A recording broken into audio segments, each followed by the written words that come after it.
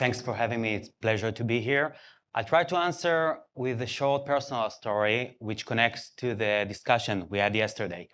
For 15 years, I've been working as a journalist, an editor in a big newspaper, and then a TV anchor in the most popular TV news station in Israel.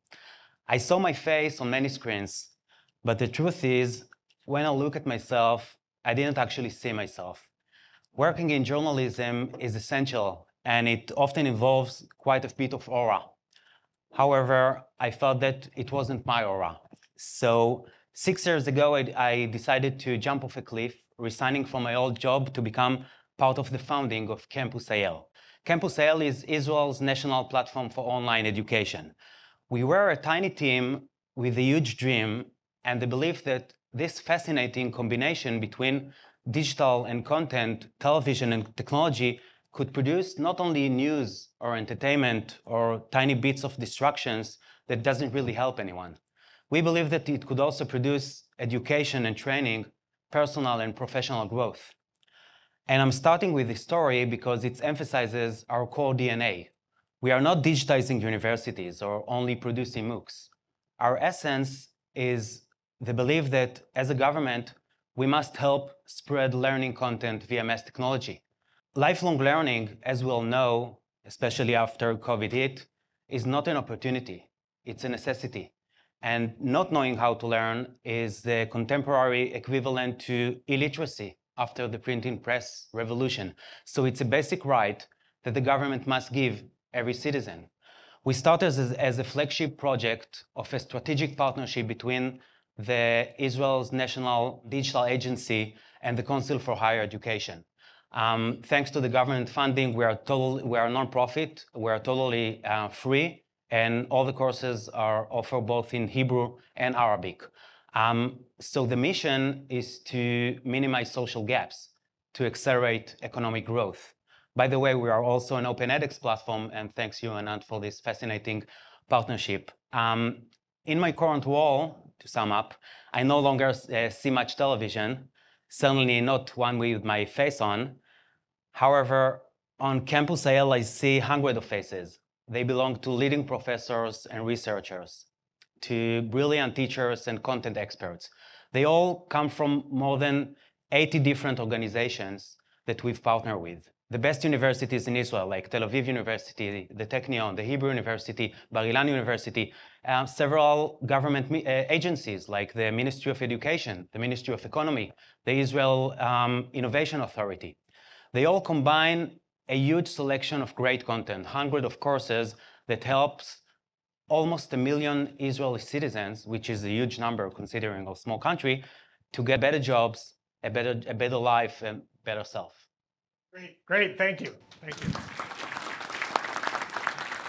Speaking about partnership, we must consider cross-sector collaborations, because as a national platform, we have the ability to collaborate with a wide variety of partners from all sectors.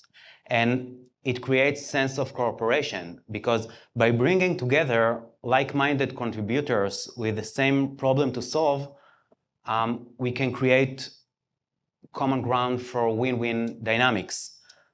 It enables us address nation scales issues like unemployment, underemployment, and unequal access to great education. And let me give you an example that also connects to the question. We created a collaboration with leading universities and the Ministry of Education. This collaboration provides high school students with many academic courses that are recognized for credit. They learn those courses, those MOOCs, during high school, facilitated by their teachers in the class, and they can earn academic credit for the future degrees. They can also be accepted to universities based on their MOOC achievement. And to answer your question, we developed a unique and innovative app called Blender, which links to the platform, gathers data about the online session, and generates insights and reports for the teachers. And then the high school students learn online in the MOOC and then continue to the physical class. But before the class begins, the teacher receives useful insights about the online session. It helps them to optimize the in-person session to maximum effectiveness and to reserve the human factor for much more important tasks, such as building skills and dealing with mental issues and creating curiosity. But more important, we've taken those high school students one step further, because many of them grew up in very poor neighborhoods with very little access to high quality education. Many of them have mental barrier. And then during 10th or 11th grade, they suddenly meet a professor in the MOOC and attempt academic assessment. It doesn't take them long to realize that they can handle it. It removes their fears and creates crucial academic capabilities, because suddenly they realize that it's not unimaginable. And I think that, as you can see, a national platform can serve as a great solution for national challenges. People say that if you run alone, you arrive fast. But if you run together, you get far. So we believe that we can't scale up social changes alone, but only by working together through partnerships. Our ambitious goal is to reduce social inequalities. However, it seems that fully online courses are sometimes too challenging, especially for those specific groups we aim to support. Sometimes they don't have computers or other necessary equipment at their home. Others may lack digital literacy.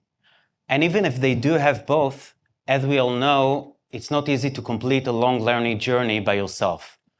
There is an urgent need for human touch and social connections.